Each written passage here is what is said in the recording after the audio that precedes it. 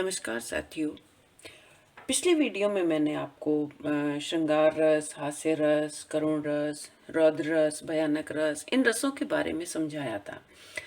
आज मैं आपको विभत्स रस के बारे में बताना चाहूँगी कि विभत्स रस क्या है।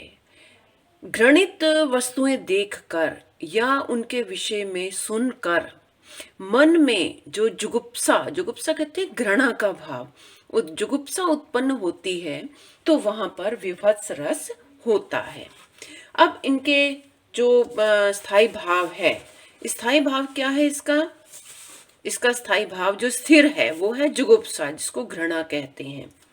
इसका आश्रय क्या है? आश्रय है जैसे घृणास्पद वस्तुओं आदि को देखना या सुनना। जैसे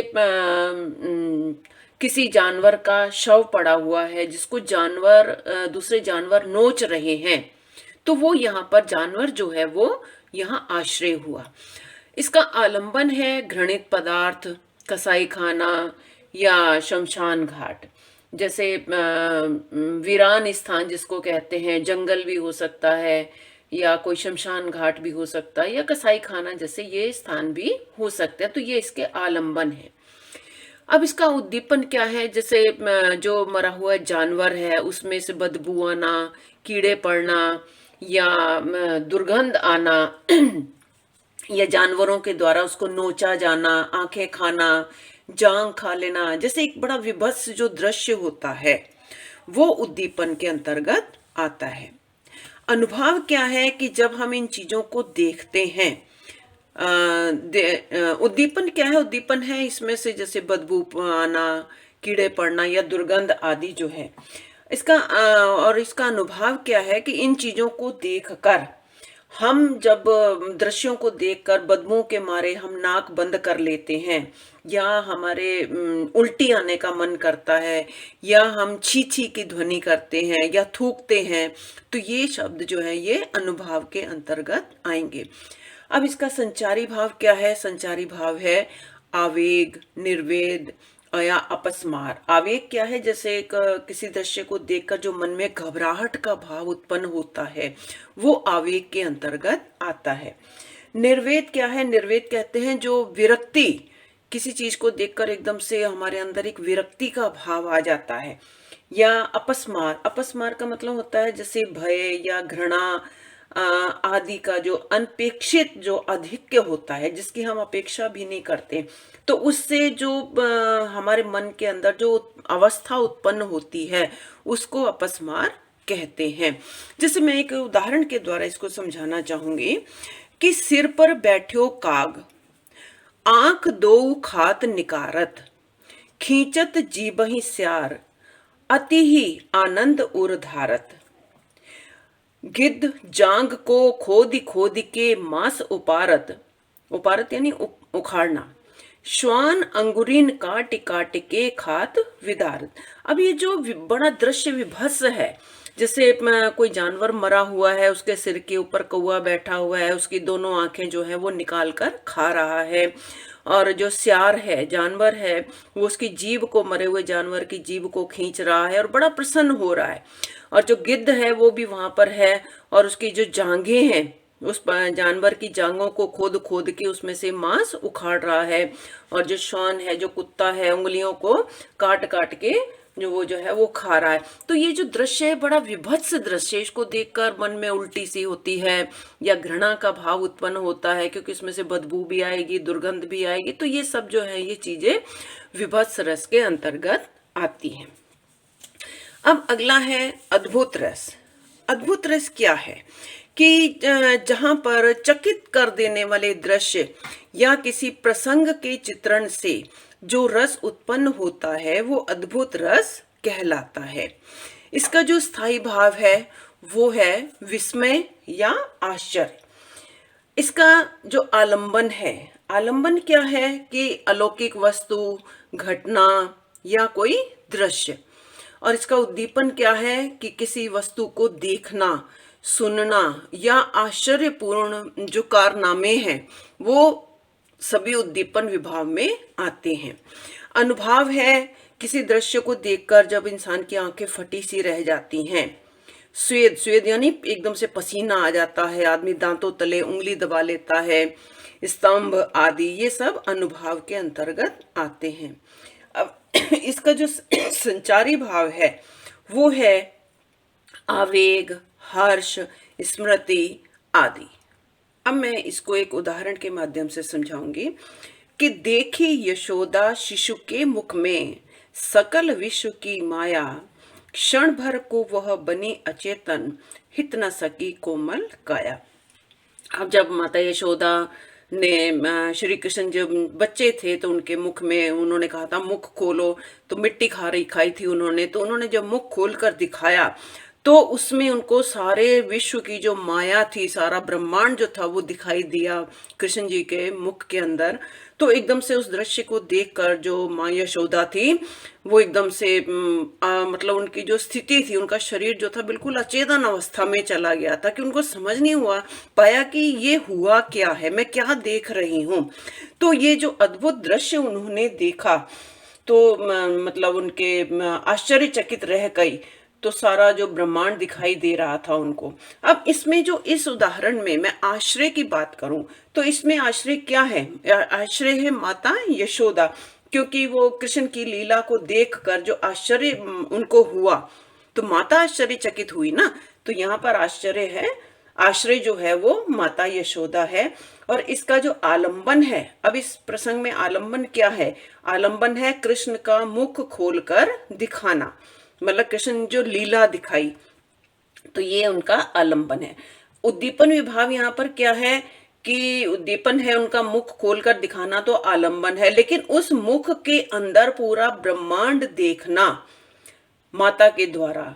और मतलब उन्होंने जो एक आश्चर्यपूर्ण जो कारनामा देखा कृष्ण के मुख में और आश्चर्यचकित रह गई, तो ये उद्दीपन विभाव है।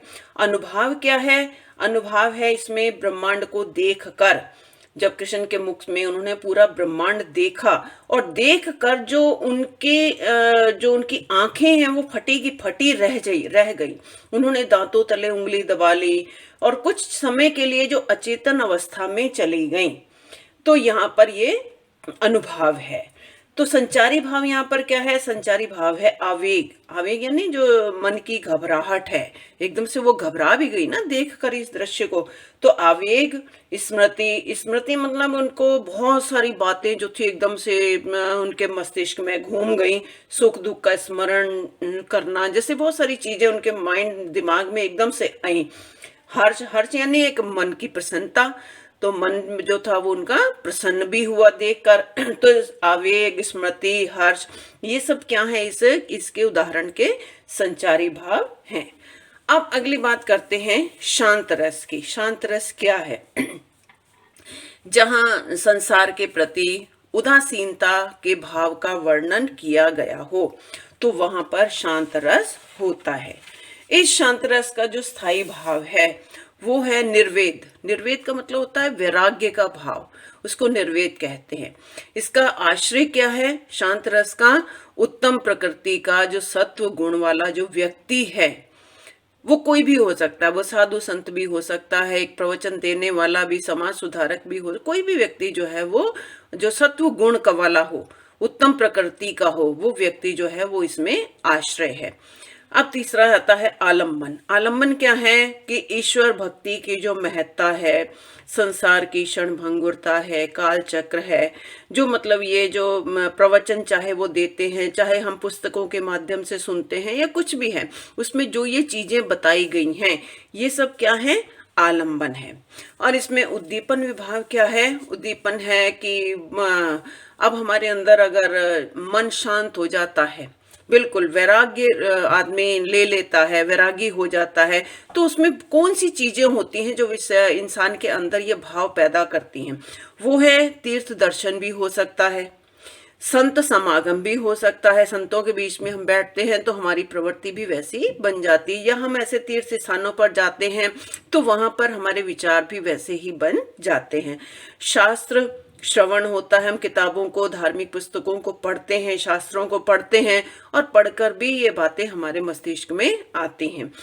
किसी की मृत्यु को हम देख लेते हैं, कोई वृद्धावस्था होती है, तो उसको देखकर एक मन के अंदर जो एक बिल्कुल शांत हो जाता है, तो आदमी वैराग्य की अवस्था में पहुंच जाता है, उसके अंदर ये भाव उत्पन्न होते हैं। तो ये सब शांत रस में आते हैं। इसका अनुभव क्या है? तो ये जब चीजें व्यक्ति जब सुनता है या दर्शन करता है या इन चीजों को देखता है, और उसके बाद उसके अंदर क्या प्रक्रिया होती है, उसके अंदर होता है संसार त्याग का भाव जागृत होना। विषयों से यानी जो सांसारिक विषय हैं उनसे अरुचि होने लग जाती है, तो प्रभु प्राप्ति का वो प्रयत्न करने लगता है। तो ये सब अनुभव के अंतर्गत आते हैं। अब बात आती है संचारी भाव की। तो संचारी भाव इसमें क्या है?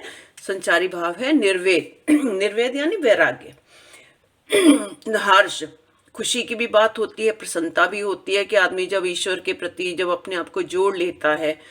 विबोध, विबोध कहते हैं कि जब आदमी को सत्य का एहसास होने लगता है, तो कहते हैं ना उसकी निद्रा भंग हो गई, तो निद्रा भंग होना उसको विबोध कहा जाता है। मति, मति यानी का मतलब है कि जैसे तर्क वितर्क आदि से किसी तथ्य का निर्णय करना ही मति होती है। हम जब किसी से किसी बात के ऊपर, किसी टॉपिक के ऊपर, चाहे वो ईश्वर से जुड़ा हुआ है, भक्ति से जुड़ा हुआ है, संसार से जुड़ी हुई बातें हैं, तो जब उसमें हम तर्क वितर्क करते हैं और किसी तथ्य का जब निर्णय निकलता है, तो वही मति के अंतर्गत आता है। अब इसमें उदाहरण है, जैसे पायो जी मैंने राम रतन धन पायो, वस्तु अमोलक दी मेरे सतगुरु करी कृपा अपनायो।